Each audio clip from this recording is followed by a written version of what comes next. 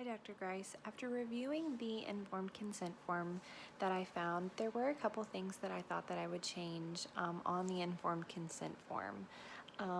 It was noted in the text and by the AC Code of Ethics that one of the first things that should be on the informed consent form was the counselor's education in the form of experiences, approaches or techniques that the counselor would use, licenses that they hold, and things of that nature, which to me personally I find very telling of a counselor, anyone that I'm looking to seek any kind of care from. I want to see, where they studied. I want to see what kind of approaches they're going to use, what makes them unique in their counseling. I want to see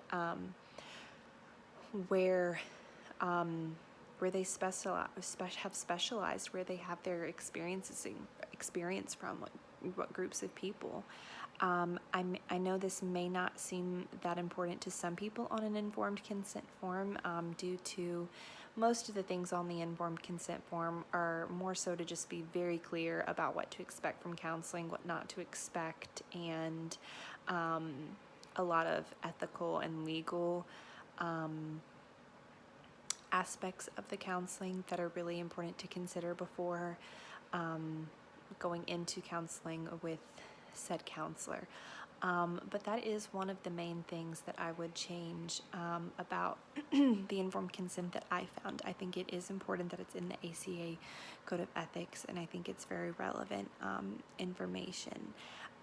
Overall, my informed consent form was pretty accurate in terms of checking off all of the boxes on what's recommended. There were a couple things that were not necessarily left off, but they were just not spelled out as clearly as I think maybe some others are, which I know a lot of my classmates have said that they think that informed consent forms, which they should be very clear, because it's the first thing that kind of spells out a lot of what counseling is going to entail, and it's very important. But I think my counselor really left a lot open to question. He mentioned very numerous times in his informed consent form that he wanted to have an open and honest relationship, and that if there were ever any questions about anything, to let him know.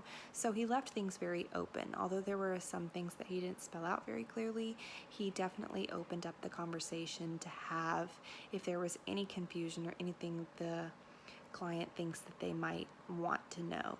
Although it's easy to see from this side, learning about it and wanting to be a future counselor, the kinds of things that you should ask and be looking for.